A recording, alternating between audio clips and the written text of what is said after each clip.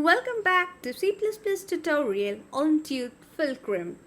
This session is on inline functions in C++ programming language. Inline function is one of the important features of C++. So let's understand why inline functions are used and what is the purpose of inline function. C++ provides an inline function to reduce the function call overhead. Inline function is a function that is expanded inline when it is called. So what is this function call overhead? When the program executes the function call instruction, the CPU stores the memory address of the instruction following the function call, copies the arguments of the function on the stack, and finally transfers control to the specified function. The CPU then executes the function code, stores the function, return value in a predefined memory location, and returns control to the calling function. This can become overhead if the execution time of the function is less than the switching time from the caller function to call function. For functions that are large or those which perform some complex task, the overhead of the function call is usually insignificant compared to the amount of time the function takes to run. However, for small, commonly used functions, the time needed to make the function call is often a lot more than the time needed to actually execute the function's code. This overhead occurs for small functions because execution time of small function is less than the switching time. So this function call overhead is removed making use of inline functions. So how are they removing or reducing the function call overhead? When the inline function is called, whole code of the inline function gets inserted or substituted at the point of inline function call. This substitution is performed by the C++ compiler at the compile time. Inline function may increase efficiency if it is small. So let's see how to write an inline function or what is the syntax for inline functions.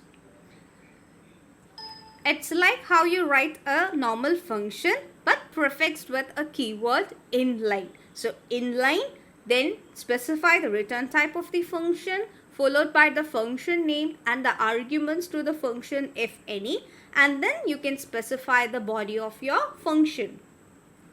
Let's take an example to understand inline functions. Let's say we have a function calculate square which takes one argument of type integer and which is not returning anything. So the return type of the function is void and it's computing the square of a number. So this function is made inline by using the keyword inline. So how is this inline function working? When you make a call to inline function, let's say we are invoking this inline function within the main, and invoking is similar to, the syntax is similar to how you make a call to a normal function by using the function name and passing the arguments if any. So here we are invoking the calculate square function within the main and which seems to be our inline function. So how this inline function is different from the other functions? So when you make a call to an inline function, the compiler will insert the code of the function from where it was invoked. So here you could see the calculate square of x, which is the invocation of the inline function, will be substituted by the body of the function within the compiler. So the compiled code looks like this. The function call will be inserted with the body of the function. The point to be noted here is inlining is only a request to the compiler. It's not a command. Compiler can ignore the request for inlining. So as said, since it's a request, it may be granted or it can deny the request as well. Let me cite some situations where inlining may not work.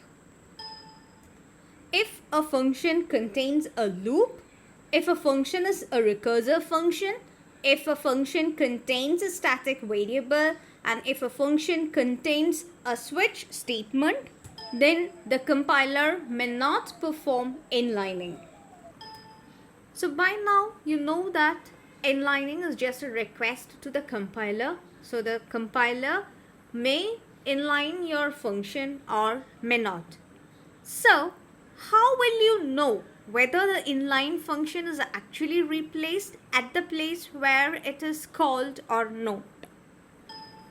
Programmatically at runtime you cannot. And the truth of the matter is you don't need to know how. Any compiler can choose to inline functions that are not marked inline or ignore functions marked explicitly inline. It is completely the wish of the compiler, and you should trust the compiler do its job judiciously. Most of the mainstream compilers will do their job nicely. And if this question is purely from an academic point of view, then there are a couple of options available. That is, you could analyze the generated assembly code. You can check the assembly code to check if the function code is inlined at the point of calling. Another way is you could use some compiler specific warnings and diagnostics. So check the generated code. If the function is expanded, you will see its body as opposed to a call or a similar instruction. So the inline functions are purely managed by the C++ compiler.